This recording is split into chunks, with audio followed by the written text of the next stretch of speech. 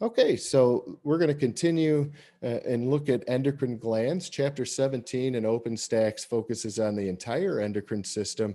Again, our goal is really to just look at some of the basics regarding the specific glands, their location, maybe a little bit about some of the hormones that they release.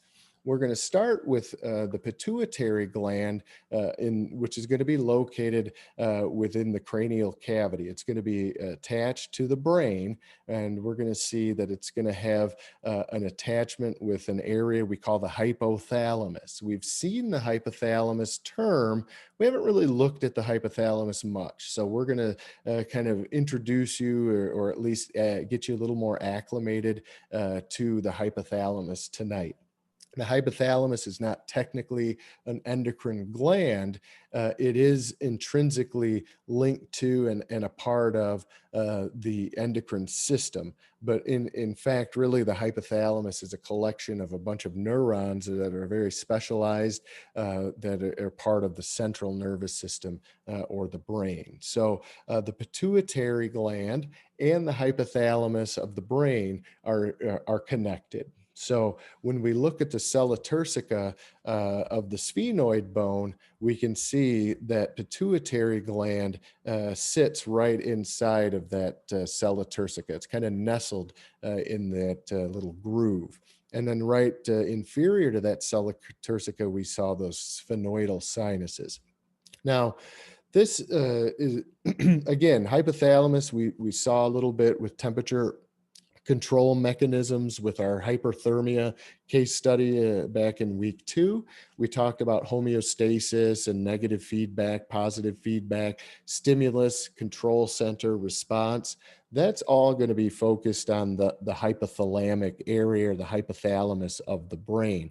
So this is a region of the brain that's very deep in and protected. It's also where we would see some very primitive, very primordial kind of almost what we would say, it's kind of like the amphibian brain, they call it, or the primordial brain.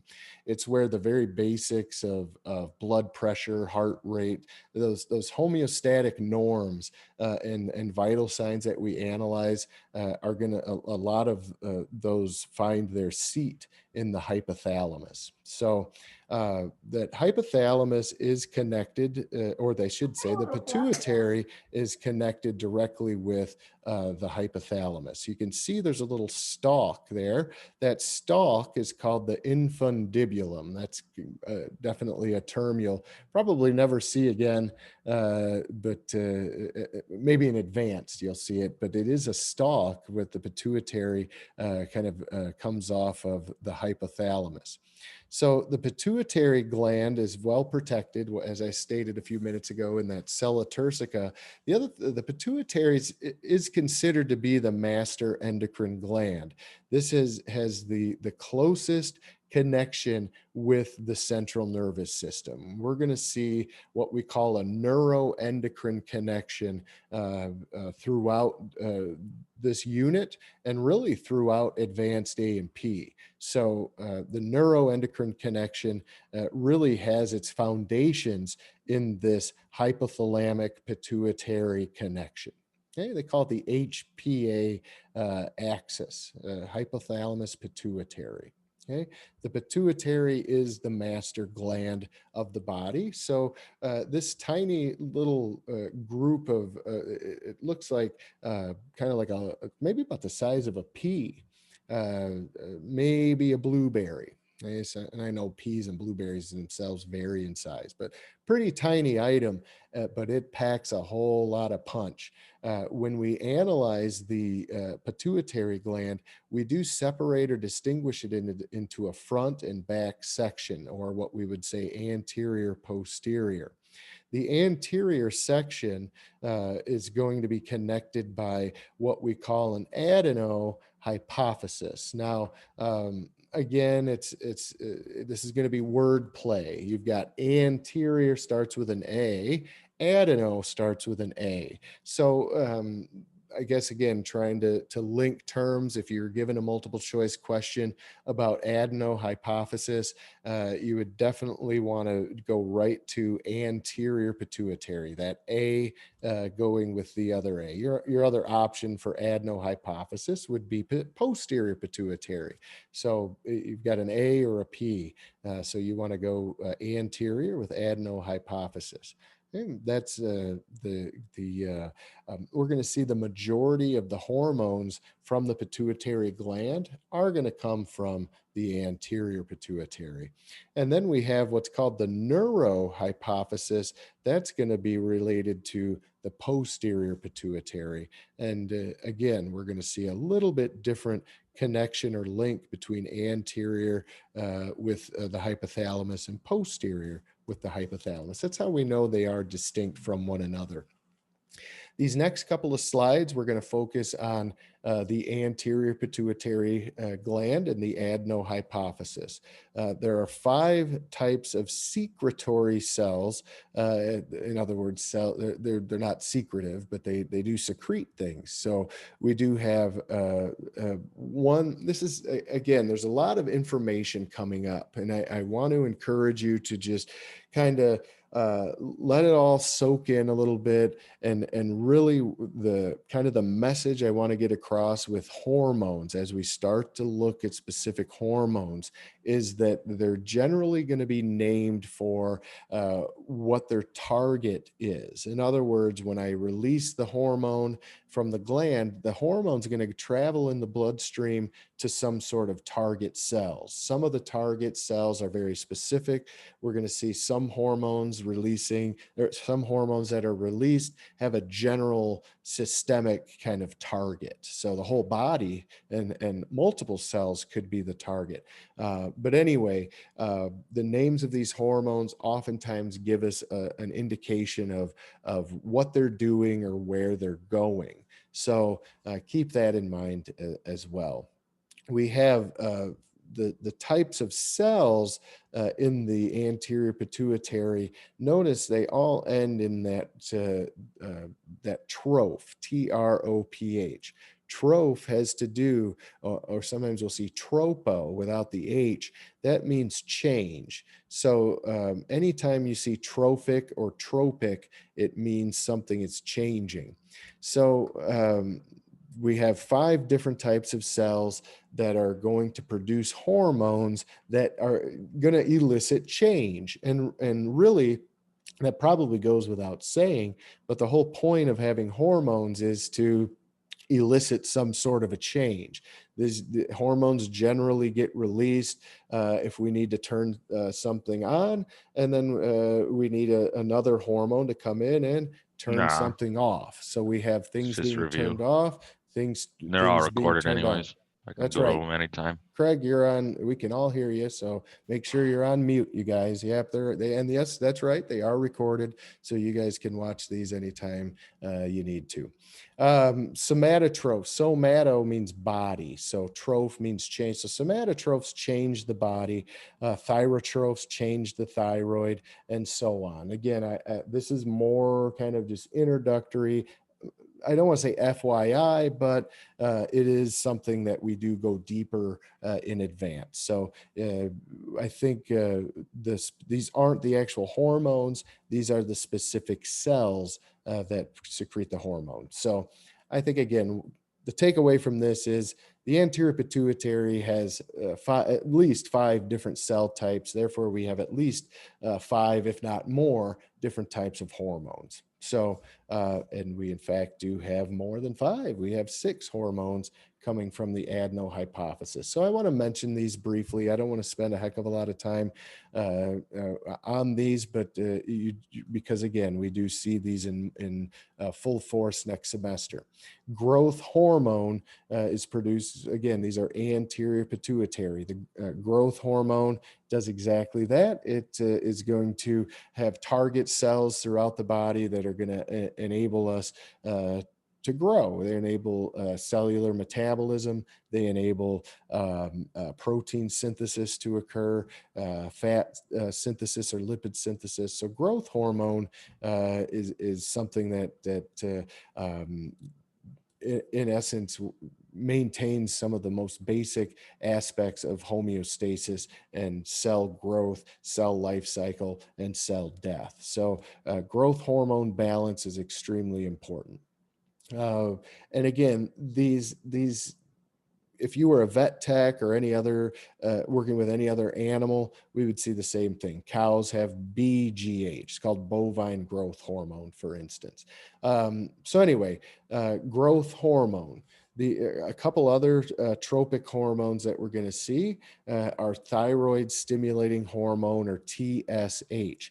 And again, a lot of verbiage, a lot of information. Just know that we see the name of the hormone tells us the target.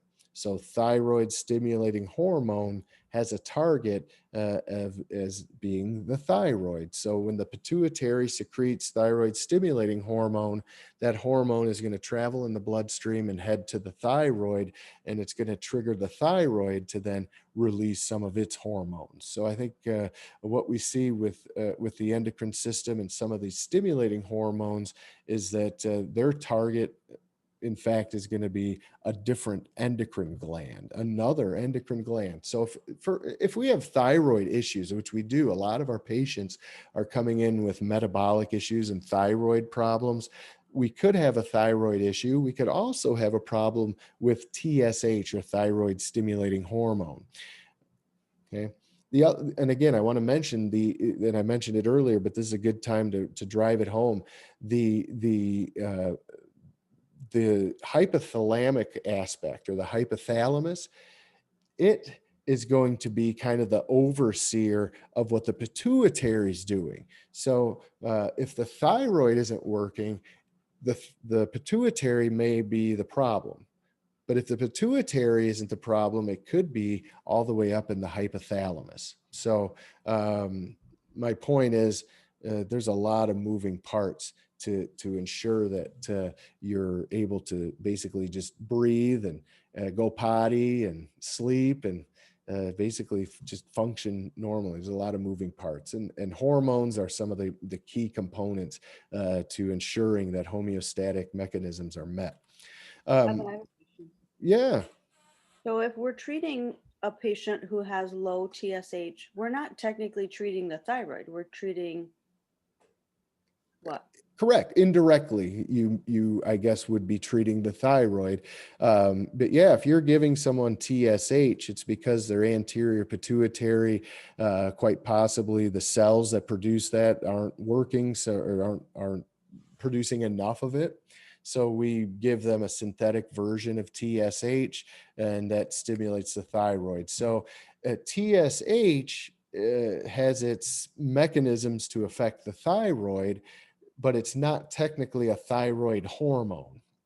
That's the type of tricky question that you might see. Especially, that's one we go through in advance. There's a case study that talks about just that. Is TSH, actually we do PTH, which is parathyroid hormone as well, which we'll talk about later. But yeah, is TSH a thyroid hormone? And many students put yes, it is. And in fact, it technically isn't. It's an anterior pituitary hormone. However, its target is the thyroid hormone. Yep.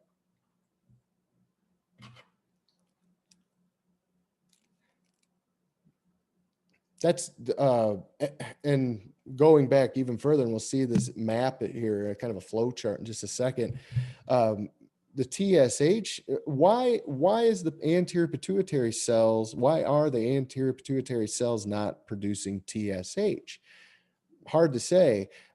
We do know that the hypothalamus has specific chemistry, what's called thyroid releasing hormone, that is going to trigger thyroid stimulating hormone. So it could be, we could go back even further potentially and find problems even up in the hypothalamus. Let's see, ACTH. Here's a a mouthful. It's a long word, adrenocorticotropic. We like to abbreviate, and you can see why in some of these cases. But if we break them down, it's not as bad, right? If this is kind of your med term tip of the day. The endocrine system's a really good medical term chapter to kind of go through. You could see adreno in there, so we must be dealing with the adrenal glands, and then we see cortico. And going back to our breakdown of some of our terms at the beginning, we saw cortex and medulla together. The cortex is going to be some sort of outer covering, kind of like a shell around an organ, and then the medullary aspects are going to be the inner, kind of the meat of the organ. So adrenocortico, okay, deals with the adrenal gland, specifically the cortex of the adrenal gland, which we'll look at later. And then tropos has to do again with change. So ACTH is a hormone that's going to affect change at the adrenocortical level. So in a similar way that TSH triggers some of the thyroid hormones to function, we're going to see the adrenal gland and its multitude of hormones, particularly cortisol, they're going to get going because of the triggering of ACTH. So anyway, there's a lot of action.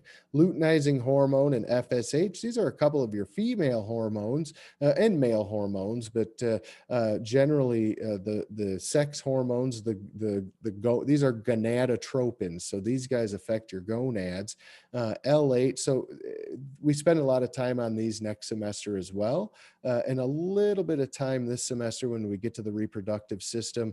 But these play a role in spermatogenesis in the male and oogenesis in the female. So the production of sperm cells, the release of egg cells. In the female, we have what's called a corpus luteum that's going to ultimately kind of help out with implantation after fertilization has taken place. We start to see, an amniotic sac, a placenta, the luteinizing hormone and the corpus luteum play a role in that. They also play a role in again, kind of helping the follicles, the ovarian follicles, to release an egg during ovulation. So FSH, the second one here, just means follicle stimulating hormone. That again is going to have more to do with kind of triggering and getting those follicles to secrete estrogens and to ultimately trigger the release of an ovum. We see FSH in males also helping with kind of moving along sperm cells during spermatogenesis. So again, if there are fertility issues, so let me back up. So fertilization, implantation, back up even further, ovulation, fertilization, menstruation if fertilization didn't happen, implantation, that a lot of those aspects of the female cycles, including fertilization cycles, these have to do with, a lot of that has to do with these hormones. So we see a lot of fertility issues, probably more than ever before. We're relying on external help to get fertility help enabled or to work. So LH and FSH are oftentimes analyzed. If those levels are off, then we can potentially go after that. There's so many factors to fertility, but these are two big ones right here. No, we'll talk about what does though. Some do, but the one you buy at the store, that's going to check something else called HCG, and that comes from the placenta. So we'll actually go through that in a little bit.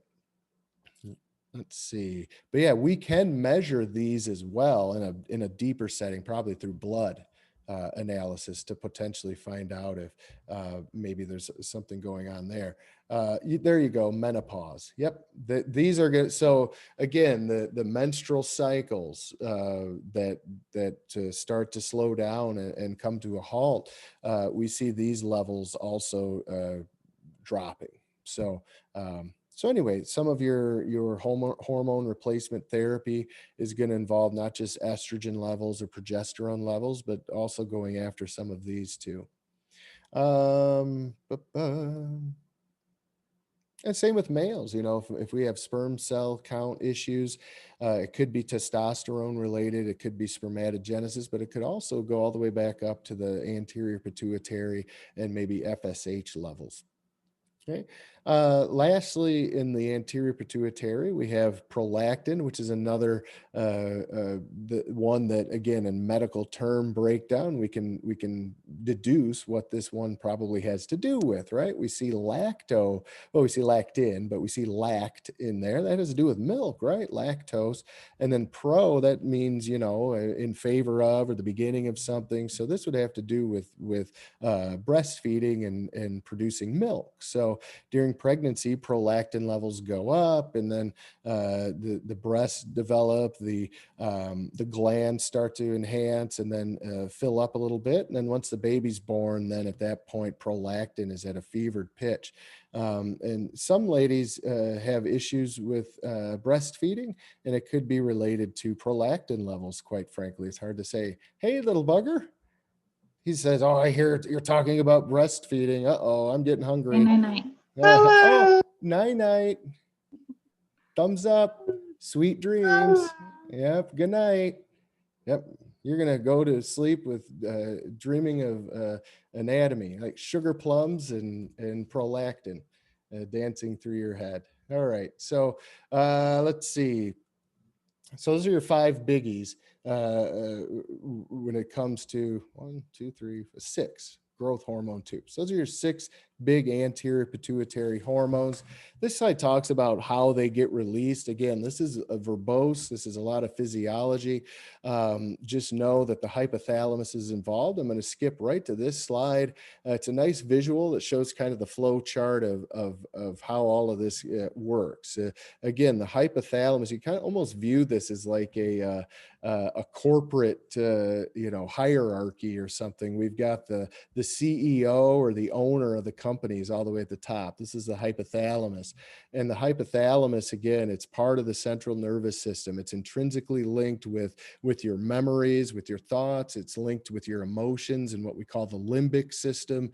It's linked with all kinds of basically everything that is going on in the nervous system, in the central nervous system. The hypothalamus is right there where all the action is. And in fact, it's what really kind of dictates what types of responses we need to send out to the rest of the body. So we see a lot of these abbreviations all up here. Again, I'm not going to bog you down with them. I just am really showing you that the hypothalamus is basically that the pituitary has a boss, right? Every boss has a boss.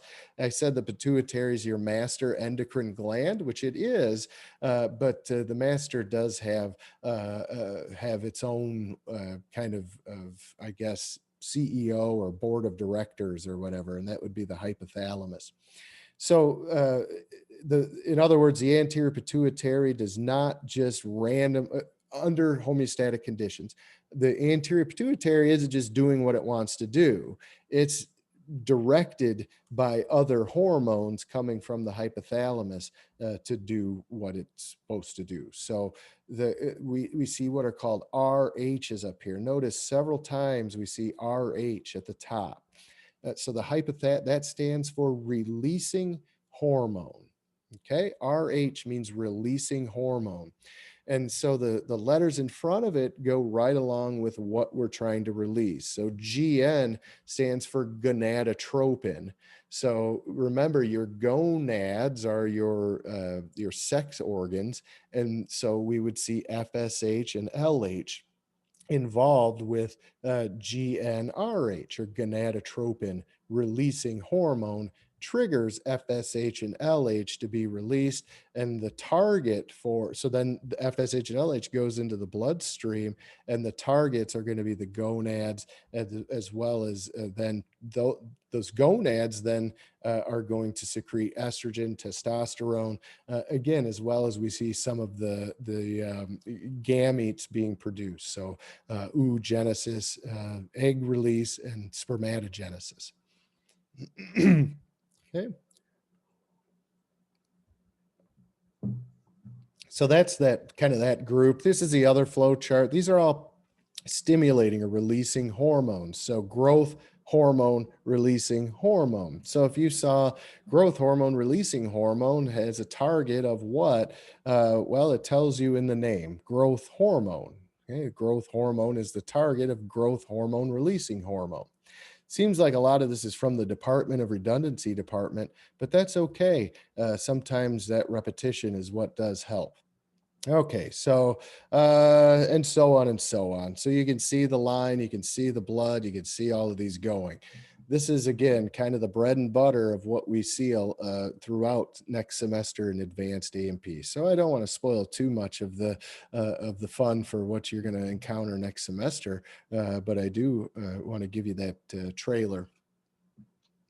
Oh, real quickly, too, we see some red, right? We see green means go, red means stop. We do have to have some inhibitory aspects too, right? If we have to turn on the faucet, well, how do I get the faucet turned off? Well, sometimes it's a different hormone that comes in and kind of triggers the inhibition or the stoppage of that. So there are times when there are other ways too. We can also there are reuptake hormones or reuptake neurotransmitters that enable FSH to get reuptook, to be reabsorbed. Okay, so sometimes it's a reuptake enzyme or reuptake hormone, a reuptake chemical that is lacking. Sometimes we can, so some of you have heard of these. You've heard of SSRIs maybe in the pharmacological realm. That means selective serotonin reuptake inhibitor. So serotonin is a neurotransmitter, which we'll see next week when we get a little bit more into the brain and central nervous system. But again, remember from the beginning when we did chemistry, it's either probably a hormone, a neurotransmitter, or an enzyme. So we're on the hormones, but a neurotransmitter and a hormone definitely work well together. One of the neurotransmitters, serotonin, that again is a mood enhancing chemical. It's a feel good chemical, and sometimes that serotonin gets released and then it gets taken back up or reabsorbed too quickly, and so that kind of sustained release mechanism isn't there, and so we can give that individual. So it can lead to depression and some other mood issues, and so an SSRI can help with inhibiting the reuptake of serotonin. So we get that more sustained release of serotonin.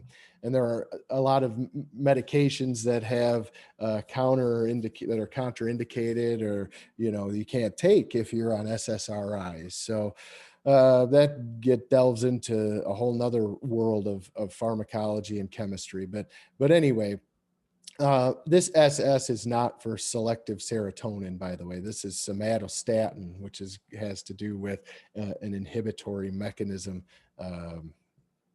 Okay, so anyway, that's the kind of, you can see the complexities, but that's what you have to look forward to for advanced. So if we had an anterior pituitary, we do have a posterior pituitary, and that's going to be connected up toward the hypothalamus by what we call the neurohypophysis. And the neurohypophysis is going to be producing, and the posterior pituitary is responsible for two hormones. One of these is ADH, and ADH is short for antidiuretic hormone. Diuretic, many of you probably know, or maybe all of you do, a diuretic. So if I take anti off of the front, diuretic encourages urination, encourages water loss. So you'd say like caffeine is a type of diuretic, for instance. It makes you have to pee more. So ADH is an anti-diuretic hormone. So we have a specialized chemical that will encourage us and enable us to retain water. This is big, especially when we're under stress. The heart beats more when we're under stress. There's more friction. There's more potential for inflammation. So we need to retain water. There's more heat, right, when we're under stress. So antidiuretic hormone oftentimes is going to be at higher levels when we're either systemically dehydrated, so we want to retain water, or we're under stress. Oxytocin is a familiar one maybe to some of you. This is a uterine contracting hormone. So when baby gets to be 38 to 40 weeks in the womb, real estate is getting pretty skimpy. So we need to get going on some positive feedback mechanisms and get that bugger massaged out of there. So the uterus is basically one big balloon of smooth muscle. So oxytocin is going to trigger the smooth muscle layers of the uterus to start contracting. And so this is what mom feels when mom's starting to feel like it's getting ready. The time has come, right? So now on a clinical level, we give oftentimes what's called pitocin. So that's the kind of the synthetic version. Now, there's a lot of Pitocin's got some drawbacks, and I think a lot of women who have had Pitocin were very grateful for it. I think a lot of women were kind of hurting a little bit from the Pitocin too. So let's face it, though, delivering a child is not real just in and out generally. So Pitocin can sometimes trigger too much of a contraction, and it can stress out the baby. So we could right away, you're going to get a fetal heart monitor put on. And if we start, and we want to see what the contractions are. We also want to see how the baby's heart's doing. We want to see if the baby stressed out. And sometimes if the contractions aren't quite in the right timing or the right rhythm, sometimes they'll send the mom home. Maybe she's not dilated very much, so they're doing a lot of that type of checking. But as soon as they decide that we're not going to send you home, but we're still not seeing the progression that we'd like to see, they'll get that progression going with a little IV with a spritz of Pitocin. And what that'll do again is start getting that uterus to getting riled up, and that again can rile up the baby, and sometimes that can lead to fetal stress and other things. So again, they've been in there 9 months, and they're going to come out, and there's no sense in really, like, I know mom's thinking I'm ready, but the oxytocin, that's, you got to be, well, Pitocin, you got to be careful with that one. And then epidurals, sometimes those help too, but oxytocin, you have it already, I guess, is my point. So Pitocin certainly can be beneficial, but I think we've seen it can also create some undue stress on baby. Pineal gland. So we're done with pituitary. We're going to stay in the brain. We've got a pineal gland coming up next. Has Pitocin ever caused damaging effects? Oh yeah, I believe maybe so. Probably difficult to say. Craig, that's a loaded question. I think the short answer is yes. Now the research behind that is maybe not as hefty as we'd like to see it, especially in the United States. Which also happens to be the country that uses the most Pitocin than any country in the world. We also have the most C-sections. So there is some that link Pitocin with C-sections, because C-sections oftentimes occur due to stress, the baby being stressed out. And if the baby wasn't stressed out, and then we give you Pitocin, and now the baby is stressed out, that can be the kind of a stimulus for leading to a cesarean section. So in that respect, sure, there could be damage that way. But anyway, that we're not 100% sure what the end game is here with all of that, but we definitely have seen an extreme increase in pitocin. We've seen an extreme increase in cesarean sections. Is it causation? Is it correlation? Probably both. I don't know, but I think I do know one thing: a zip of pitocin and a C-section versus no pitocin and natural delivery is a big difference in the amount of money that it costs. So the more insurance, the better insurance. If you've got the Platinum Premier, even if you don't, hell, if you've got Medicaid or no insurance at all, they like to encourage cesarean sections for some, because it's bigger money. Plus, it's a scheduling deal.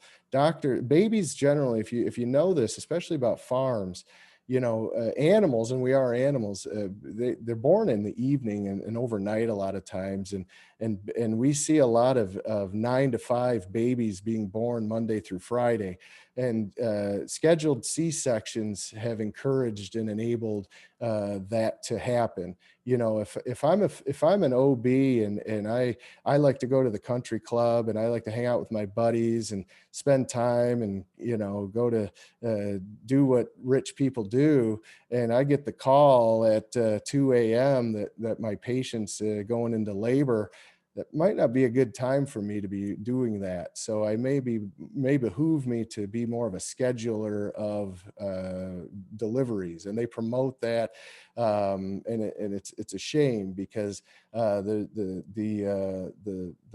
effects that we're seeing with asthma, with some of the long-term issues regarding your normal flora, your normal biome, what we call the human biome, that is disrupted by C-sections, where we know for a fact that the vaginal canal, the cervix and vaginal canal contain a lot of amazing items that enable and promote good bacteria to develop and give a good foundation for for boosting immunity. And coupled with that is breastfeeding. We know breast milk is full of wonderful nutrients, but not only that, it really enables the baby to have a solid immune system built up. We see this acquired immunity that comes from that. And so anyway, yeah. We could go down. That's going down the rabbit hole. I think we could probably come back out of it. The pineal gland is a big one for boy. I defend mothers and babies, man. What if there's a documentary. It's excellent, called The Business of Being Born, and it's mind blowing, and the statistics and the numbers and the research that went into it, and it's from about 10 years ago. So it hasn't changed, man. It's gotten worse, and it'll only continue to until we start to see, and we do see more and more folks like yourselves and folks who are getting into obstetrics and gynecology that are promoting more natural ways of birthing. Midwifery is becoming more of a prospect for a lot of women, and really trying to be a little bit more hands off. Being pregnant is not a condition, it's not a disease or a disorder, and it doesn't need to be treated as such. And for whatever reason, our society has encouraged and promoted a way of thinking that really isn't very healthy, I don't think, long term, when it comes to the connection of the child and the mother, and also the health, a long-term health. The healthcare system is womb to tomb, or you say cradle to grave. So now we get you before we get you as a mom when you're in the womb of your own mom, potentially, right? We can affect your ovaries and the estrogen and progesterone and the development of the genome from you when you're in your mom's womb. And so you may be set up for having problems with fertility, problems with all kinds of stuff before you're ever even born, because of epigenetics and a whole slew of other issues. 15 hours of labor, insisted on no C-section. Yeah, don't buy in. Good girl. Yeah, don't let them do it, man. They want to. But when you're in labor for that long, and then, that's the other thing. Women will do, men too. When you're in pain, pain we're talking about pregnancy. That's why I said women, but men too. Pain is an altered state of consciousness that does involve, especially that level of pain can lend itself to being manipulated by someone who's in control and is not in pain. So that plays into it as well. So if you have a really strong, solid plan before you ever go into labor, and you have a good relationship with your physician, because sometimes your physician or your OB may not be there when you go into labor. It may be whoever's on call or on duty, right? And so you have to be clear with your plan. Your partner that's with you has to be there to support you as well, and you can't allow them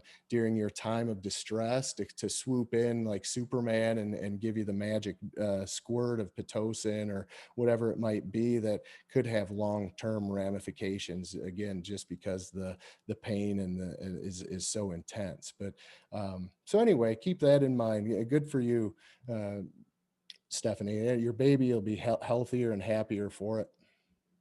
Yeah. And so will you, right? Healthy, happy baby is healthy, happy mom and dad. Yeah. And all three deliveries, good, Lori. Yeah, man. Yeah, pinky swear. That's big. Yeah, my girls, the pinky swears that's big. Yeah. So, yeah. In fact, yeah, you have to do it. That is that digging deep, Craig. That's right. Um, one of these days, and I've seen it. It's in pockets. Like all healthcare, you can do the demographics and the mapping of not just OB and labor delivery. We can look at cardiac. We can look at orthopedic aspects, and why in certain pockets of the country are we seeing so many more hip replacements than anywhere else.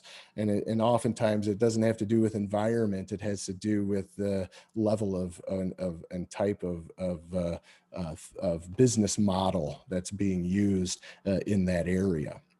So anyway, pineal is next. The pineal, some of you have maybe heard of melatonin. Melatonin is a naturally produced hormone by the pineal gland that has a lot to do with your sleep cycles. It's very active. And enables your body tissues and cells to kind of regenerate and repair and heal while you're sleeping. It generally works with this, what we call the circadian rhythm, this 24-hour rhythm of the sun.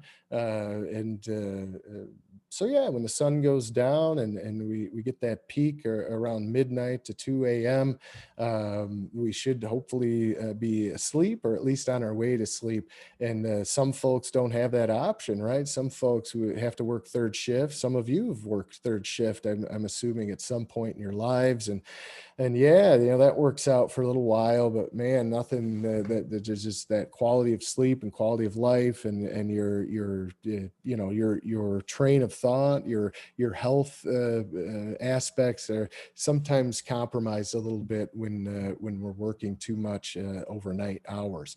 So they do have melatonin supplements that some people take to help kind of combat that. So let's look at a few other endocrine glands. Those are the pineal is not a big dog. Well, they're all big dogs, but the pituitary's big. That's why we started up there. We're going to travel now down through the center. We're going to end up now at the thyroid gland and take a little pit stop there. It's kind of a double-sided. It's got these what they call the lateral lobes, and then it's got this kind of little pyramid lobe in front. But the thyroid's going to be right just a little bit inferior of your voice box or your vocal cords, but it does wrap up a little bit kind of towards it. But you can see the vocal folds here. This is the larynx. That's your voice box. You can see how the thyroid is just a little bit anterior and maybe inferior to that. Now, thyroid Let me get out of that. Here we go. This is what I was looking for. This is strictly kind of a reminder that, again, we are dealing with an organ, and an organ involves tissue, which involves cells. And so I promised you that you would never get away from cells. So here you go. It is a gland. So we would likely see cuboidal cells. So that's why I threw this in here. You can see that nice, simple cuboidal appearance with the glandular tissue of the thyroid. The thyroid produces three hormones. Two of these hormones kind of get classified as thyroid hormones. So we saw that TSH from the anterior pituitary, thyroid stimulating hormone, goes after thyroid hormone, which is actually two separate and distinct chemicals. So we do call those T3 and T4. T4 has iodine in it. T4, you can see iodo, T4. They also call T4 thyroxine. And then T3, we also see iodo in there. So iodine is a feature that we find with the thyroid gland. Now, again, we're not going to get too deep into some of the functionality of the thyroid hormone, but I will tell you this semester, next semester we will. Thyroid, you generally are thinking of metabolic aspects. So the metabolism of your cells oftentimes is dictated by thyroxine and T3, triiodothyronine. These two play a big role in, so the target cells for thyroid hormone are really kind of throughout the body. They're really general. Salute to general target. Okay, so general target. That's the thyroid is think of just metabolic aspects. So we're seeing more and more metabolic disorder in the clinic, more than ever. Like diabetes type 2 is technically kind of a metabolic disorder, but we're seeing just this general class of, salute to general class too, but we're seeing this class of folks who are, they kind of check a whole bunch of boxes. They've got some obesity issues. They've got some kidney disease issues. They may need a little dialysis. They've got some type 2 diabetes issues. They've got congestive. They might have some CHF going on. The list, edema. So we kind of put them under the metabolic disorder umbrella. And so oftentimes we do see the thyroid being treated. So we see it the other way too. Excessively thin or gaunt or frail individuals may be hyper metabolizing, and so we call that Graves' disease, right? Hyperthyroidism, where the thyroid's just bzzz, you feel like the bear's chasing you all the time, and so you're ready to go. And so those folks, their eyes are bulging out. They're really gaunt and frail. This is, again, could go back all the way up to TSH levels from the pituitary. And again, those levels are only dictated and regulated by the hypothalamus, which is going to be right at that optic chiasm where the optic nerves come in. We see sound going in and kind of circling around in that area. We also see the limbic system, which is where kind of the seat of emotions. We see some memory stores. We see some PTSD kind of leaching throughout those areas. So metabolic disorders could go all the way back to being some sort of a trigger, being like a PTSD or a compounding group of these experiences or exposures. So hyperthyroidism, leading to exophthalmic goiters or bulgy eyes. And then the other one is called Cushing's disease or Cushing's syndrome, where you got hypothyroid, where it's just not functioning at all. We've got tons of stretch marks and just same thing. We've got huge swelling in the throat and neck area. That's oftentimes a cue to you as a clinician when a patient comes in, and it almost looks like they've got like an extra like inner tube of tissue around their throat, that right away, I'm thinking thyroid has got problems. And so, and again, we have to figure out some other things before we jump on that, and do some other tests. But again, a lot of it's dictated on how they're going to pay. If we're going to run any type of hormone or endocrinology studies on them or not. Yeah, Hashimoto's, yeah, Quasimodo's too. That, yeah, no, yeah, Hashimoto's, yeah, absolutely. That's another one. So, but yeah, again, environmental aspects too, going along with thyroid issues. This is a hot spot, right, for both the digestive and respiratory tracts. So.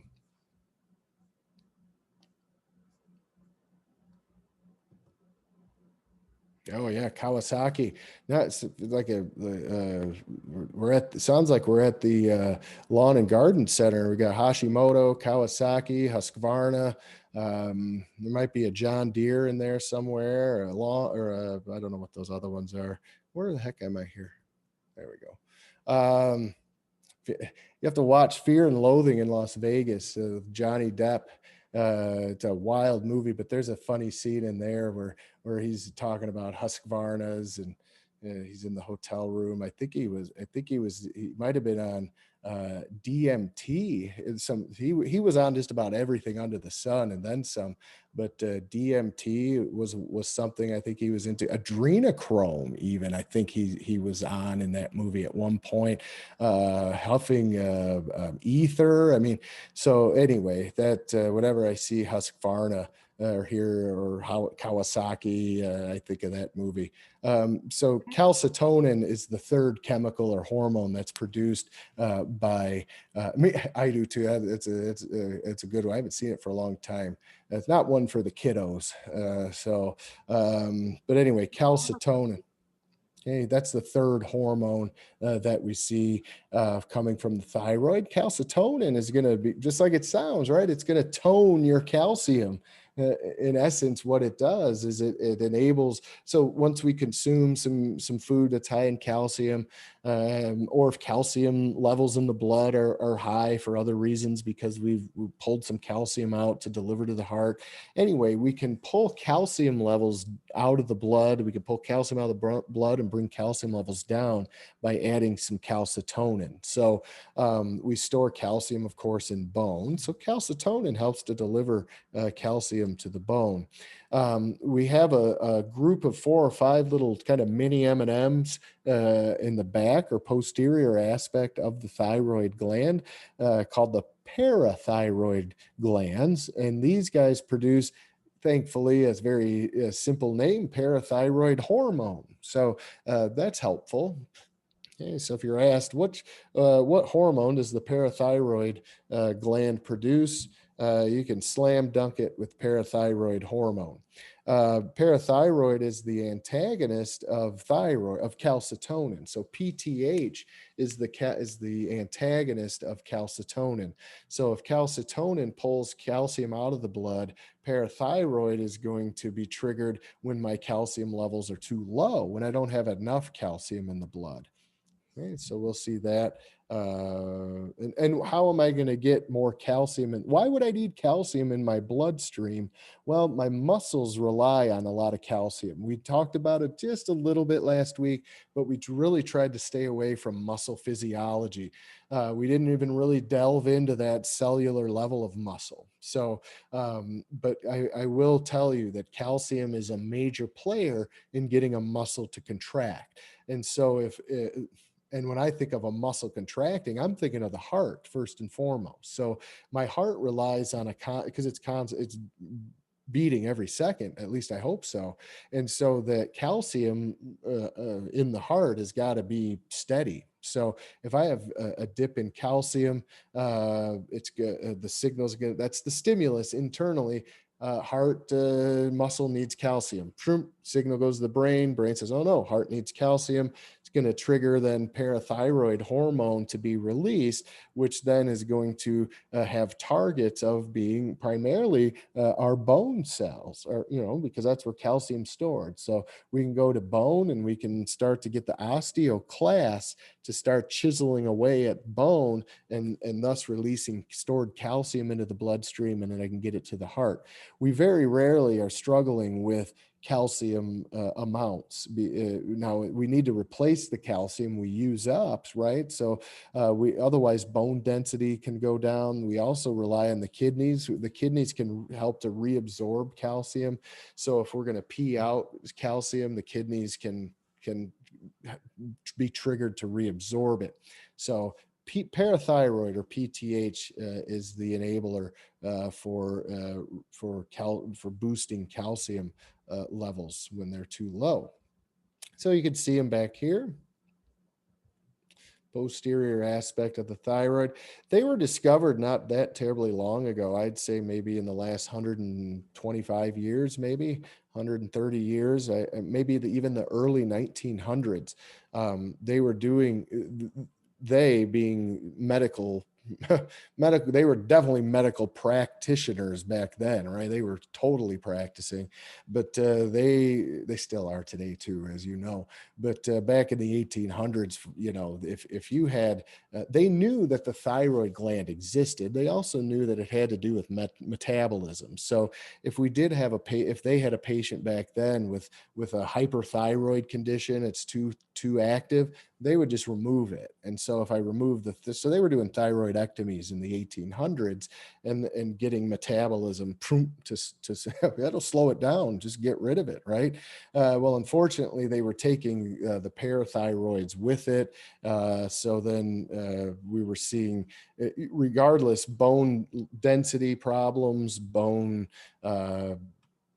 you can imagine calcium imbalances by removing the whole thing. And so anyway, they found at some point that there were some items back there that maybe they should have maybe held on to. Oh, Lori, yeah, sure, melatonin. Now, I don't know how much I'll be able to help you, but sure. Well, so my question is if a lot of times there are synthetic hormones that are made or manufactured, why is melatonin one of those things that our bodies produce and we're able to reproduce that? I mean, does that make sense where some are synthetic, but some aren't? Oh, sure. So like if I go to the store, so melatonin is naturally produced, right? Just like oxytocin, all of these hormones are naturally produced, but I could get a synthetic version of any of them. And so now where are those synthetics derived from? For melatonin purposes, I don't know. It could be from other animals, pineal glands. It could be from, they know it's probably not, it's we know what the chemical structure of melatonin is, so I would imagine I know they can synthetically produce it, but I don't know if they synthetically produced it from and give it to you as melatonin derived from the pineal gland of someone else or something else. I don't think so. I would venture to take a guess that at least it's probably my naivete and my everything is rosy outlook on life, that it's got to just be made in a lab, right? It can't have anything to And do I had with heard from a anything beyond that. dietitian that said that you can't really overdose on it either. So some people take 5 milligrams, some people take 10. They were It's like, you can just take it. It's fine. yeah, and it's one of those deals. It's not FDA approved, and again, not that I'm not that that means anything for a lot of people, right? I mean, it maybe it should, but I don't know. Again, it's one of those. The line is pretty blurry. I don't think that there's that we're not always told the clear picture, and I don't think there's some sort of of nefarious, let's keep everybody in the dark thing going on either. So there's some happy medium in there. And I think with melatonin, that's one that oftentimes when the FDA doesn't approve of something that seems like it's probably working for an individual, I mean, they don't approve any herbal remedies that are thousands of years old either. So, we take some of the FDA approvals with a grain of salt. Now, as in the clinic and as a clinician, generally we do what we're supposed to do, but patients vary more than ever. Patients are asking us these things, and so oftentimes I would just refer it to the doctor that Mrs. Smith said, put it in the chart. She says she's taking 50 milligrams of cayenne powder or golden seal or ginkgo biloba, whatever it might be. You still want to keep track of that. Some people take it for some of your patients take for granted that, oh, they don't need to know that. It's it's my business, or they take it for granted that you just don't. It's just not part of their medical stuff, so they don't need to divulge it. It's an over the counter, non FDA approved supplement. That's Is it something the doctor should know about? Absolutely. Now, is it something something the that, doctor's going to do anything with that information? Totally depends on the doctor. yeah, we had a patient come in once to the clinic and her entire arm was a big bruise and she couldn't figure out why. Well, she was on a blood thinner, but she was on a scheduled blood thinner and it was already monitored and it was no big deal. But she happened to not tell us that she was also on something herbal that was also a blood thinner. And so we made the connection real quick and she stopped that. Awesome. Yeah. Great example. Yeah. Thank you for bringing that in, Lori, because yeah, we want as much transparency as we can get from our patients. And I don't think most of the time it's not a case of them trying to be deceitful. It's more a case of them just not knowing that it's important that So, so yeah, and unfortunately, sometimes it happens in a case like that. Luckily, you were able to get it figured out quickly, but yeah, I mean, heck, depending on grapefruit's counterindicated with certain blood thinners, I think Coumadin maybe, but it can make your blood more pasty and goopy. And so, and again, the pharmacist and a lot of times the person at the pharmacology count at the pharmacy at the counter is a pharmacy tech, and depending on the state you're living in, a pharmacy tech is do you have a pulse and do you have $20? So I mean, if that's the case, woo, you better be careful. You're picking up your Coumadin and you've got a bottle of Bayer and saying, oh, I should be able to do these together, right? And they don't even look up. Yeah, you're fine. Next thing you know, yeah, you're dead. So you got to be careful, right? With not just relying either on, sometimes it's best to encourage your patients to, if they're going to the pharmacy to talk to the pharmacist if they have questions, not the pharmacy tech. They'll pull somebody if they're short staffed from stocking shelves over in the toy aisle to come manage the pills for a little bit. Whew, that's scary business. So, but anyway, structure of the adrenal glands. So that's where we're heading now. Grapefruit is used for weight loss. Ever with the because it's grapefruit and weight loss? Sure, I would imagine if that's all you ate, you'd lose weight. Sure. All you No, I really don't know anything about it. You don't need to worry, Craig. About your typing. I can decipher that. So yeah, no, I'm not sure about that. If you're interested too on weight, to check out. I've talked about honey before and glucose, but there's if you Google hibernation diet, it's fascinating. Type in honey and then hibernation diet, and it'll take you to a website that's just full of awesome information, and it tastes a lot better than grapefruit. You have to be over a certain age for your taste buds to finally understand grapefruit. So I happen to like it, so I must be in that age group now. I just like those special little spoons with the teeth on them that I could dig around in. But anyway, so let's move on. So thyroid, parathyroid, we're going to skip a couple. We'll come back to them. We're going to skip thymus for now and pancreas. We will come back to them. I'm going to jump to the adrenal glands. The adrenal glands, adrenal tells us they're towards the kidneys. So we look at the kidney here, which you may not know what's going on in this picture, but I'll tell you, this is the kidney. Hey, this is your abdominal aorta here, and this is a renal vein, or actually, this is the inferior vena cava. Hmm. The hepatic will lead to the hepatic portal. We've got the right adrenal gland there. So the adrenals sit right on top of the kidney. Again, ad means towards, renal means kidney. Started to bring, I finally, after 7 weeks, I finally wised up and started bringing water down to the basement with me instead of getting that tickle in my throat and hacking. Um, but anyway, we see the adrenal glands are made up of kind of two sections. We've got the outer section we call the cortex, and then that middle chunk called the medulla. And again, we've already kind of been introduced to this.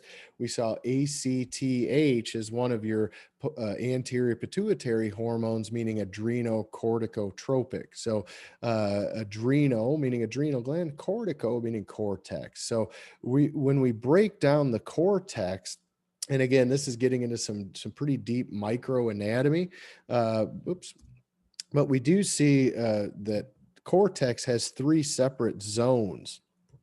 Okay, they call them the glomerulosa, the fasciculata, or the fasciculata, I should say, and the reticularis. So I don't think you need to know any of those too specifically, but I think it's important to know that the adrenal cortex does pump out quite a few hormones, and we group those into three categories called mineralocorticoids. There should be an O in there. It says mineral corticoids. It's actually mineralocorticoids. They're Irish. Mineralocorticoid, right? Glucocorticoid and gonadocorticoids. All right, so let's look at that's a lot of weird terminology. So let me give you some examples of what's a mineralocorticoid, what's a glucocorticoid, what's a gonadocorticoid. A lot of corticoids. Well, you could probably assume they have something to do with cortisol or cortisone, so we could start there. The main we'll start at the glucocorticoids. We'll start in the middle, this batch in the fasciculata area. Okay. Glucocorticoids, that's going to be your cortisol, cortisone, corticosterone. The main one, though, you want to remember is cortisol. You've probably heard of it. You've heard of a cortisone shot. You've heard of hydrocortisone cream. These are used for anti-inflammatory purposes. Our bodies, thankfully, also produce some anti-inflammatories, so we don't have to rely on as much external help with that. But yeah, but if you have adrenal glands that are shot or they're not functioning properly, you may have some systemic inflammatory conditions that are, whether it's arthritic or otherwise. We're seeing like fibromyalgia, right? Lupus, some of these these autoimmune, and I don't even know if fibromyalgia I don't think it's been classified or even acknowledged yet by the AMA because it is being anything that they can, so but anyway, there's obviously some inflammatory conditions, because what causes pain and sensation typically in the body is inflammation. So when someone has fibromyalgia, they have kind of all over like aches and pains and hypersensitivity to touch. They usually have a lot of other things going on too. So that's a tricky one for folks to treat. Yeah, it's unfortunate. I'm a firm believer. I've had many patients with fibromyalgia. I've actually helped several people with it. Being in physical therapy and orthopedics, you do work with some, and I learned about fibromyalgia in 1999. I'd never heard of it in all of my medical experience. And before that, all my education aspects about late 99. middle 99, somewhere around in there.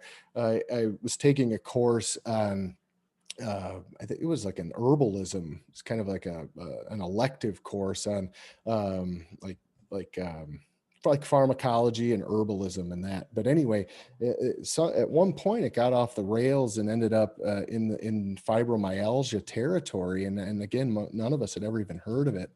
And so all of us started kind of like, diving into it a little bit deeper, and found that uh, uh, it was very few people in 1999 had really even been, had it. And in fact, a lot of alternative health practitioners were the ones who were kind of identifying it, maybe even coining the term.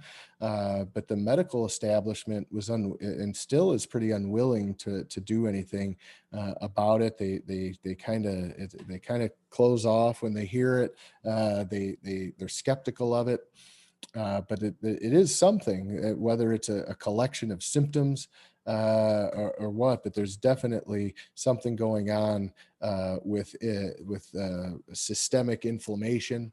I found in some of my patients, they had extreme PTSD from abuse issues that they had repressed for years. So they had some like, just they were always in a fight or flight, protect mode. And maybe not fight or flight mode, but maybe more like protect mode.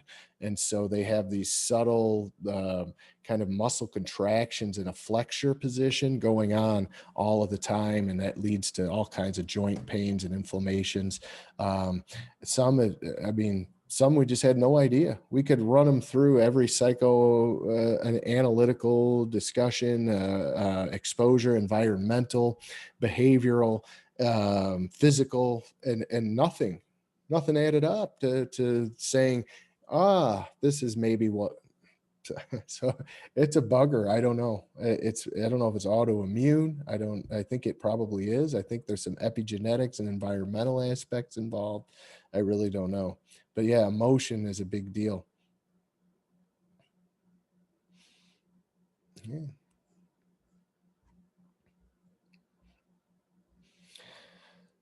Yes, Lori, but I'm not 100% sure of that mechanism. But yeah, prednisone can suppress your ability to produce it. That's why a lot of drugs work that way. And I think part of the mechanisms have to do with receptor sites.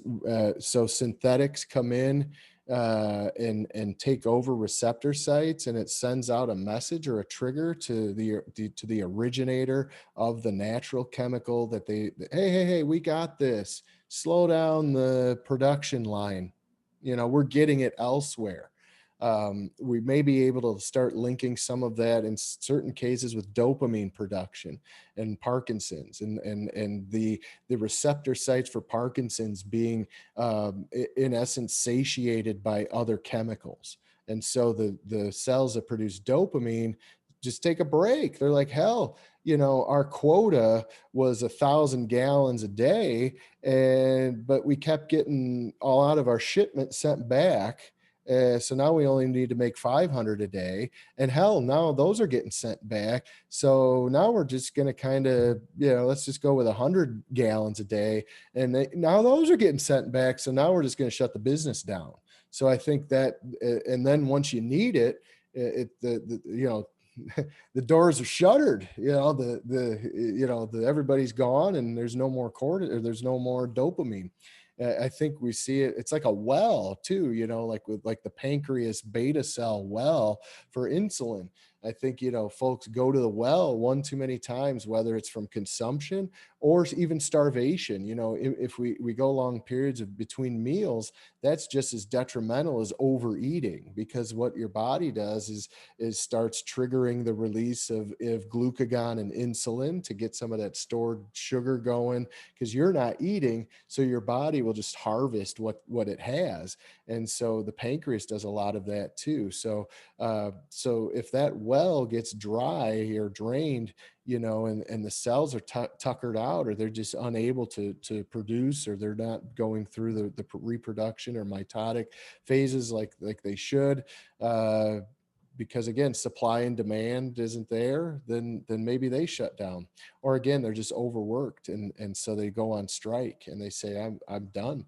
You want me to work 40 hours a week and pay me, that's good, but you're wanting me to work 200 hours a week at the same wage.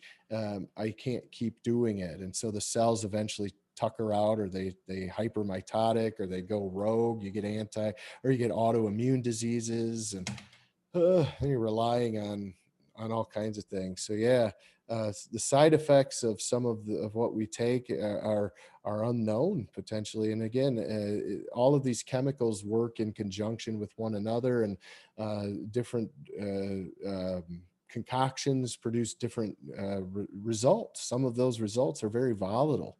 And the other thing is, yes, we are all human. We embrace the sameness, right, of humanity, but we also embrace the diversity that all of us bring to the table. Even an individual can change from day to day, or week to week, or year to year, both psychologically and emotionally, but also in their chemistry. So, just because X pill or plan that we have for Mr. Smith is working now, that's, we know that it won't work forever. So that's what I mean by the assembly line, and by getting on that train, and you're just on it forever, because then you're constantly having to have your meds adjusted, and your body's never really have that ability to be clear to maintain its original set points. And I think some of those set points can be attained by some basics of hydration, rest, stress management, coping skills, emotional balance, breathing, other types of activities that are going to enable the individual to have less reliance on the pharmaceuticals, and more of a reliance on their own mechanisms of healing that they were born with. But then, I guess we'd be out of work if there weren't sick people. No, there'll always be a need for us, right? Yeah. The patients want to feel, but most of them want to feel good. Some of them, they know the system better than we do. Some of them, I've had plenty of those.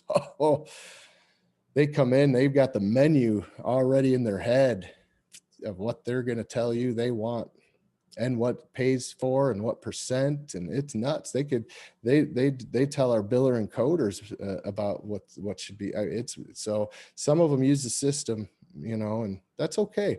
I want to tell you too, I mentioned this earlier to my morning class, that and again, this kind of applies now more than ever, right, with the election and the polarizing aspects of that are always brought to light during these times.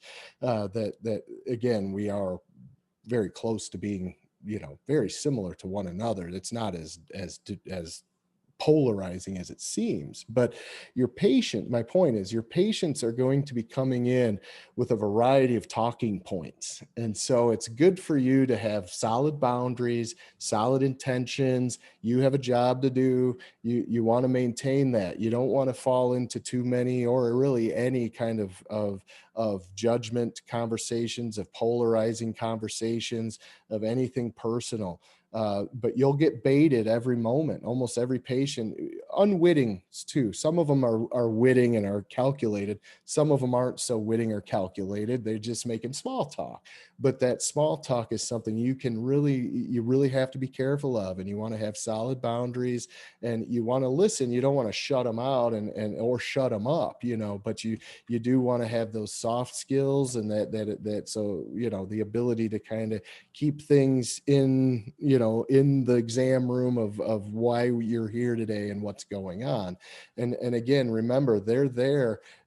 You've got a needle potentially, right, or something cold that's going to go in an orifice or in their skin somewhere. It's kind of like like I say, it's like a coping skill that they have when they're under stress. It's how they can. It's like you're the dominator and they're the submitter, and it's their way of kind of bringing that so it's less intimidating. That still doesn't mean you have to tell them who you're going to vote for, or why you hate or dislike the Packers or the Bears, or why you love the Cubs and the Brewers suck. And I mean, you don't, and why Star Wars is the best and Star Trek isn't, and the Rolling Stones are better than the Beatles, or you don't have to get into those types of things, right? Those are for your buddies or for your family. So just be careful, because they don't play by the rules, right? You do though. So leave your stuff at the door if you can. I just wanted to throw that out there because we don't talk about this a lot. Oh, good. Awesome, Craig. Yeah. Yep. The classic grocery list. You've got it. So, yep. So excellent. You guys will hear this again from other of your instructors, but some of you have experienced it because you work in the field. But anyhow, yeah, gonadic corticoids, those are going to have something to do with the gonads then. Let me go back to this one. I wanted to mention one other chemical. So we talked about cortisol. Cortisol, that's the one you really want to relate to the cortex of the adrenals. There's another one though, aldosterone. We talk about this a lot in advanced A&P, but I do want to bring it up here. It works in conjunction with antidiuretic hormone, or ADH. We do a lot of fluid balance and electrolyte balance in the body, and it's that electrolyte imbalance and fluid imbalance that oftentimes gets our organs maybe having to do a little extra work and extra inflammation that can lead then certainly to disease or being sick. So electrolyte and fluid balance is probably the keystone or capstone of homeostasis. And aldosterone and ADH are the linchpins for kind of keeping us hydrated, keeping your body tissues hydrated, and keeping your sodium and potassium in balance. Sodium and water follows sodium. So when we talk about retaining sodium, we're also talking about antidiuretic and retaining water. Okay? When water follows sodium. So if I want to get rid of, sometimes I don't want to retain water, sometimes I want to get rid of it. So we'll see a different hormone that comes into play with that. But that's gonna. But sometimes we need to release more sodium or secrete more sodium. Water will chase it, and that'll cause us to get rid of water. So there's this balance. But anyway, aldosterone and ADH are biggies when it comes to fluid maintenance and fluid balance. This slide, again, this is a total teaser trailer. This could even be the movie poster for Advanced A&P Unit 2. So running the RAAS system, we spend several weeks, 2 or 3 weeks, just kind of hovering around this system and this idea of maintenance of fluid electrolyte balance. Okay. This gets into some things you've heard of when we talk about COVID-19, which we will next semester as well. ACE, angiotensin converting enzyme, ACE2. We have what are called ACE inhibitors. So these are going to come up. Angiotensin. Angio means blood vessel. Tensin means to tense up a blood vessel, so, to tense up. So angiotensin is a hormone, or it's a chemical that causes blood vessels to squeeze or to constrict. So sometimes we need to vasoconstrict. Sometimes we need to vasodilate when it comes to fluid balance. So anyway, that's really heavy stuff. I don't want to get anybody too sleepy or too off of the ledge when it comes to those. So if you can remember, the adrenal glands have a cortex, and we're going to find cortisol there. We're also going to find aldosterone there. You're doing pretty darn good. And we do have a couple. Androgens. It mentions too. Females have a little bit of testosterone or androgen. Males have a little bit of estrogen. So some of those are going to come. So where does a female get any type of androgen or testosterone? It's probably coming from the gonatocorticoids in that cortex of the adrenal glands. Whew. So anyway, we're almost there, guys, believe it or not. So if we have a cortex of an adrenal gland, we're going to have a medulla. This is where the medulla is where we see the neuro aspects regarding some of our fight or flight stuff. This is what we call the sympathetic nervous system that we'll see next week. You've heard of adrenaline, right? Adrenaline sounds like something that comes from the adrenal glands, which it is. The clinical, we call it epinephrine, and then there's one called norepinephrine. And so we'll see these in more detail again next semester in advance. But I do want to introduce you to these terms as well. Remember, epi means upon, nephr means something to do with the kidneys. So adrenal and epinephr basically mean the same thing. So adrenaline, epinephrine are in essence the same thing, right? Epinephrine, adrenaline. Okay, so they both increase heart rate, increase blood pressure. These are your fight or flight sympathetic chemicals. So when we're under a lot of stress, the adrenal medulla is going to be pumping out epinephrine. What does that do? It causes everything to speed up except digestion. Everything else speeds up. That creates tons of friction. It's nice that we have the adrenal cortex right next door, so once epinephrine gets triggered to get released, we're also going to piggyback it with cortisol, because we know that epinephrine leads to inflammation. So cortisol needs to piggyback and kind of help bring down some of that inflammation. We're also going to see some of the thirst centers kick in when this RAAS system. This is all about stress and homeostasis. Again, this is the whole second semester focuses really on a bulk of what we see in just this chapter. So anyway, pancreas.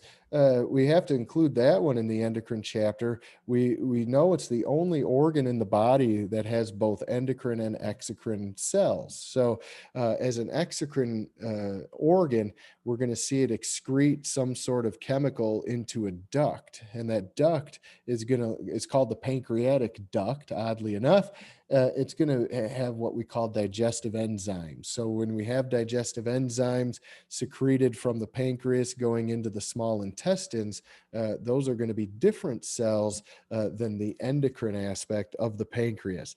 When we get to the digestive system, we're going to see the pancreas again. So I'm not going to spend much time on its exocrine aspects. The endocrine aspects, however, we're going to look at, and some of those cause temporary GERD. Yeah, some can. Yeah, the exocrine aspect. One of the exocrine aspects of the pancreas is it produces something called bicarbonate ion, or at least it I guess produces it. It more or less, I guess, synthesizes it. So I guess kind of puts it together. But bicarbonate ion is your body's natural buffer. And so when the pancreas is, I guess, trying to keep up with some of the acidity going on, because by the way, when food contents leave the stomach and go into the small intestines, that's going to be very acidic, right? The stomach is very acidic, so as we leave the stomach, it's going to stay acidic. So that's why the pancreas is trying to pump bicarbonate ion to kind of reduce some of the acidity.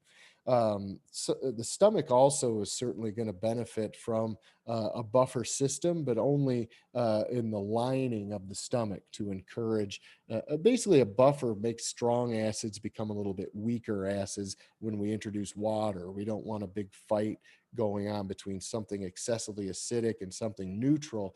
So what a buffer does is kind of brings that heavy acidity closer to being a little weaker, but still acidic. So yeah, that can lead to gastroesophageal reflux issues. Yep. Definitely. Pancreatic enzyme. So when we break down a steak and chunks of steak into amino acids, the pancreas is going to be pumping out some of the chemicals that do that in the digestive tract. When we consume glucose when we consume a starch, ultimately it gets into the small intestines. Pancreas produces and secretes amylases, or enzymes that break down long chain sugars. Same with fats. We call them lipases. So exocrine level of pancreatic involvement, we'll get into that in a lot more detail here at the end of the semester, and then we'll spend some time next semester in the digestive system. Let's see. The endocrine aspect, though, is something that we see a lot on the clinical level. We look at what's called the diabetes stuff that's been going on, whether it's juvenile or adult onset or type 1 or type 2. Oftentimes, the pancreas is going to be involved, or at least some of the cells. We do see multiple different cell types. I do want to mention these outer ones. These are the acinar cells that are going to produce and secrete the digestive enzymes. So these are the exocrine aspects, these outer ones here. The endocrine cells are going to be more internal. These are going to be the alpha cells, beta cells, etc. So for right now, I really just want you to understand that the pancreatic islets produce glucagon and insulin. We'll look at these other ones later, but if you can remember that the pancreas has little islet cells that produce glucagon and insulin, and they have alpha and beta for those. Glucagon increases your blood sugar level. So during periods of between meals or of starvation, glucagon is going to get released from the pancreas and go to the liver and trigger the liver to synthesize and basically release stored glucose. Okay. Which again, we'll talk a lot about that next semester because that's important, right? We need glucose to make ATP.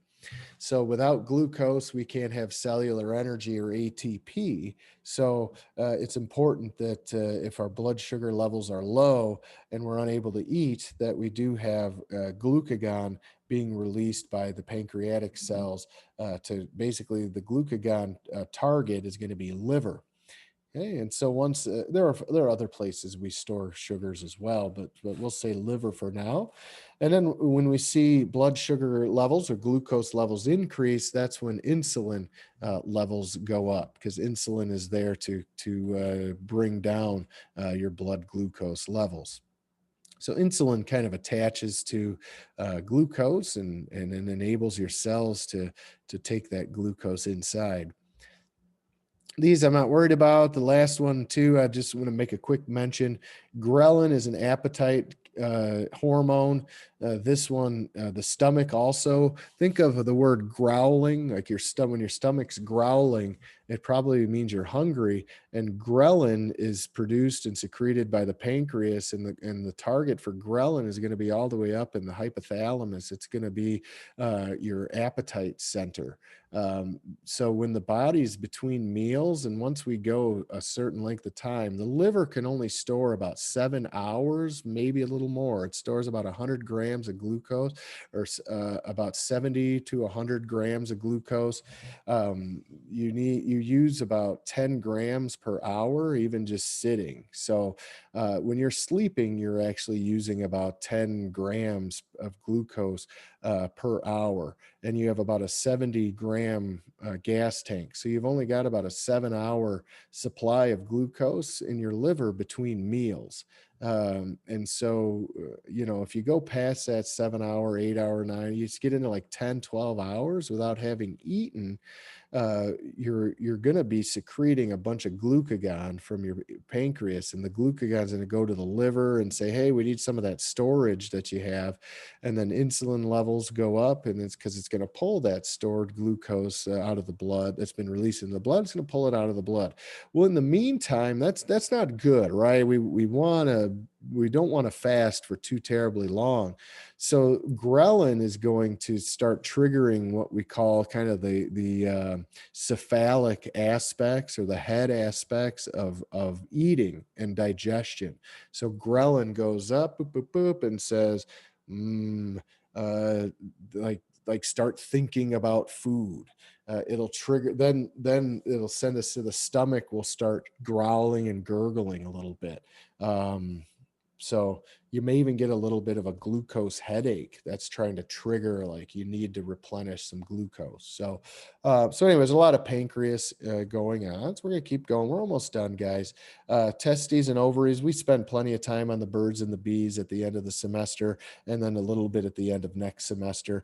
But you just want to know testosterone is produced by testes and estrogen produced by the ovaries. And again, we'll spend a lot of time on those coming up, both at the end of the semester and next semester. Here's your pregnancy test chemical, HCG, human chorionic gonadotropin. This is going to come from the placenta. And again, if you from fertilization until implantation and an amnion and a placenta being there, it could take up to like 10 days. So from because fertilization is happening way up in the fallopian tube or the uterine tube. And so once that egg's fertilized, that little zygote has to work its way out of the fallopian tube. Then it starts to become an embryo, and then that embryo is going to kind of bury itself into the placenta. That takes, or into the uterus. That takes a little bit of time. But after, from fertilization, easily 2 weeks after fertilization, we should see levels of HCG detectable on a pregnancy test. So my point is if someone says, "Oh my gosh, I think I'm pregnant," they come into the clinic and they had unprotected sex, or they were on the pill and they took an antibiotic and it canceled out the pill or whatever, something happened, and they had sex the night before and they're in the clinic and they want a pregnancy test and they're freaking.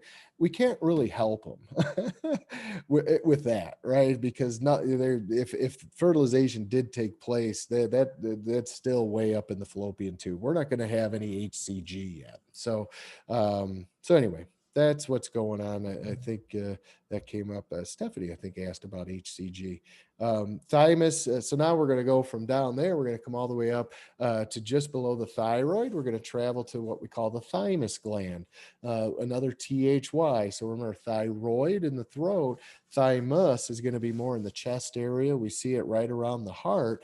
Thymus, we relate. We'll see it again in a couple of weeks. It relates to immunity. You've maybe heard of T cells. So when we study immunity here in a couple of weeks, we'll look at some of the lymphocytes that are important for boosting your immunity, and T cells and specialized other types of immune cells are going to be found in the thymus. The thymus does deteriorate more, probably dramatically, with age than most organs. I think it's safe to say that most of our organs do deteriorate and even, in fact, kind of dehydrate and shrivel up with age.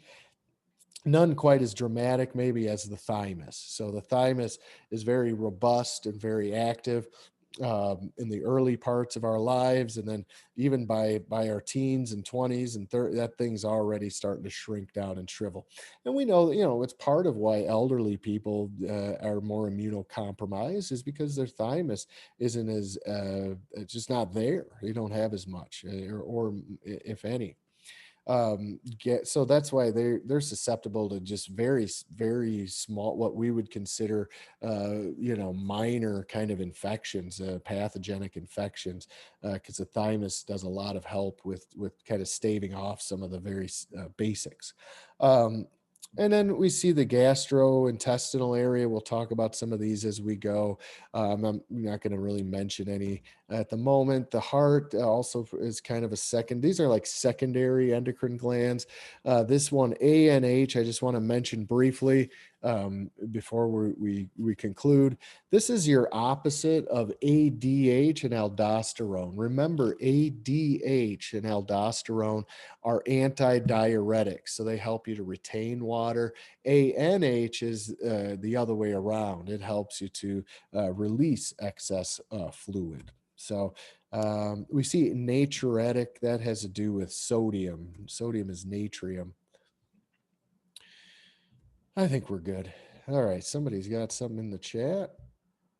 No, I'm good. Any way to prevent that? Prevent which one, Lori? I'm sorry. Let me back up. We're talking about the thymus. Oh, prevent it from deteriorating. Yeah. No, it's kind of an inevitability. I don't know if there's, You can't uh, exercise I, that? I'm sure there's probably some natural remedy that slows kind of that can maybe aid in the thymus's, uh, I think in the long run, I do know this, we call them thymus pats. We can do, it's called tapotement, or percussion in the clinic. But if you could do it on someone's back, because this is kind of a, for males, maybe this area you could do it in, but this is kind of a taboo spot, unless you're working in orthopedics for specifically like working on like pec major issues. But from the posterior aspect, we can do some tapotement and some thymus taps to kind of wake up, or have the patient pound on their chest a little bit. Sometimes that actually we found that stimulates immunity, believe it or not. It kind of wakes up the thymus. So when they say give yourselves a pat on the back, oh man, that's a long ways to go. Give yourself a pat on the front, a thymus pat. I do it both to my children if they're feeling just kind of sluggish, or what, I just go up and give them a little bit of front back right in that area, just to kind of activate. So that's one way I think, that now external stuff coming inside. I would say any of your magnesiums, most of us are deficient in zinc and magnesium. So I would say of anything that would help to promote the immune system, that would help to promote then the health and wellness of the thymus, I would say boosting calcium, magnesium, and zinc levels. And then as far as like alternative medicine, I always go with, honey is kind of a cure all. So I'd imagine that help. That's got antibacterial and antifungal properties. So if we can try to maintain, and try to be as healthy and keep our vitamin C, of course, right? We know that's a big one for immunity.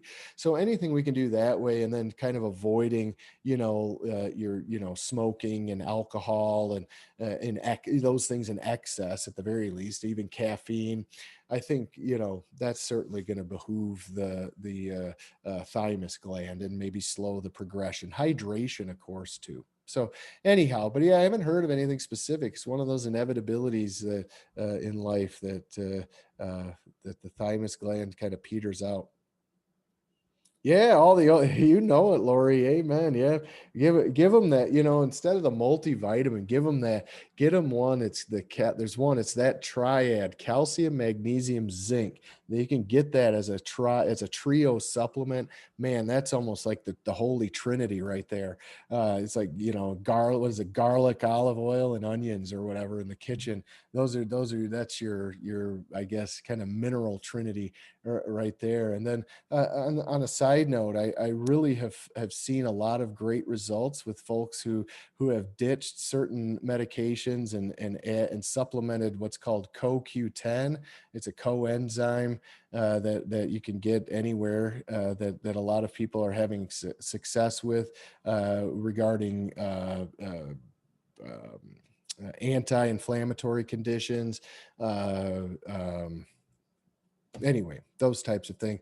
Let's see. Oh, turmeric and cayenne.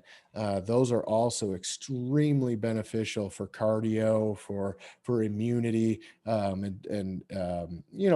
hearing a lot about krill and fish oils, and omega 3s and omega 6s. Those are also extremely beneficial. But the CoQ10, oftentimes is going to have some of that in it. Some people are taking what's called colloidal silver. I don't know anything about that really, but I'm not so sure about heavy metals in the body, but we already have some anyway. But so anyway, yeah, CoQ10 is good. Turmeric, cayenne, extremely good, as well. Uh, s- uh, CBD, yeah, absolutely. Or hearing about it all the time on the radio. Yeah, CBD oils. Another one, kind of a combo. It's called Blue Emu.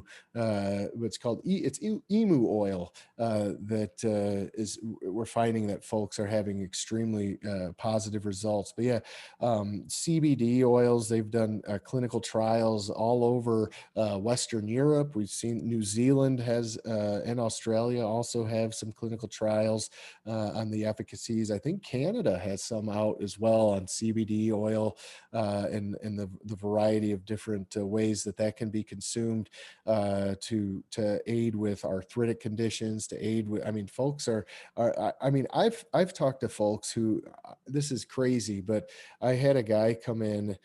He had been a smoker, like I think 35, 40-year smoker, Marlboro Reds or some heavy duty cigarette. And he was smoking, half a pack or a pack a day. He had tried everything. He'd tried hypnosis. He'd tried acupuncture. He'd tried the gum, the shots, you name it. Wellbutrin, he tried it all. He had heard, so he tried CBD oil. Just got a tincture and started putting, whenever he had an urge for a cigarette, he'd put a little drop or two of CBD oil. And he said he doesn't smoke. It took him like 3-4 days. He doesn't even have like a desire to smoke. So something in the receptor sites for the nicotine are being satiated by that. I mean, who know, is it psychological? Is it trading out one addiction for another? Well, I don't think a couple drops a day of CBD oil versus 10 or 20 cigarettes is that to me isn't trading an addiction for another one. Now if he's guzzling a bottle of tincture a day, then that could be, again, maybe it's either way. CBD oil, that tons of, I mean, there are people I drive by. My parents live I live in Wisconsin, but my parents live on the state. They live on the Illinois side, and I drive by a dispensary in Illinois called Sunnyside in Beloit or South Beloit. And it seems like there's cars, it's right off the highway, and you can see cars lined up every day, out of state plates, in state plates. And these folks are getting you can get CBD oils at gas stations nowadays. I mean, it's just mind blowing. So again, going kind of circling the wagons all the way back to where we kind of started, I think with Lori, with kind of the melatonin and FDA stuff. And remember, if CBD worked really well and everybody knew about it and the FDA approved of it, it may decrease the dependence on a lot more expensive drugs that I have to get a prescription for. And so it may put a dent in the bottom line of certain groups of individuals. And so we got to, we keep that in mind, too. And if but again, if a patient comes in, and they say, hey, it's difficult depending on what type of physician you work with and what type and again, I want whatever your belief system or your moral compass or whatever it is, wherever that is, and it may change or shift over time. But when you have many options, you guys are going to walk out of Gateway with a whole bunch of tools in your tool belt. You're going to have licensures, and you're going to have the kind of the pick of the litter. Really, you're going to be able to kind of pick and choose where you want to go, what you want to do potentially. And if you want to work in a more progressive, more open type of a clinic when it comes to the holistic aspects and viewing the body as a whole, there are plenty of clinics and plenty of physicians out there. Some of them are MDs, some of them are what we call DOs, or doctors of osteopath. They're just as recognized clinically by the AMA and by the insurance as anybody else. But DOs are extremely progressive, and they're very interested in helping the whole person. There are in the state of Wisconsin, totally recognizes DOs. In fact, the president's doctor, the White House doctor, I shouldn't say the president's doctor, the White House doctor is actually a DO, is an osteopath. And he's been in that, he was in the Navy as a DO. And so doctors of osteopath may be an area that you want to look into. And again, nowadays, a lot of hospital systems, a lot of clinics, they've integrated DOs right in under our noses. And that's an excellent thing, because what it does is it brings a whole different kind of schema to the table regarding how we handle disease and disorder and how we look at the whole individual. So again, we're not going to push our agendas on anybody, but if we do work in a clinic that promotes discussion of alternatives, then certainly that's what we're going to do. Oh, you do, Lori? You do? Yeah, they do. They're awesome. I mean, I one of the best DO colleges is in Chicago, the osteopath college. My advisor in college always pushed. I went to chiropractic college in New York, but my advisor in undergrad always pushed me to be a DO. Maybe someday, I don't know. I'm pretty busy, and I like what I'm doing. So yep, DOs are awesome. They're very open-minded, and they're very interested in the real story of helping someone get to the bottom of what's going on. Nurse practitioners are also tremendous, usually, to work with. So anyway, I'll leave you with that. You guys have any other questions or comments or concerns about anything? Of course, you can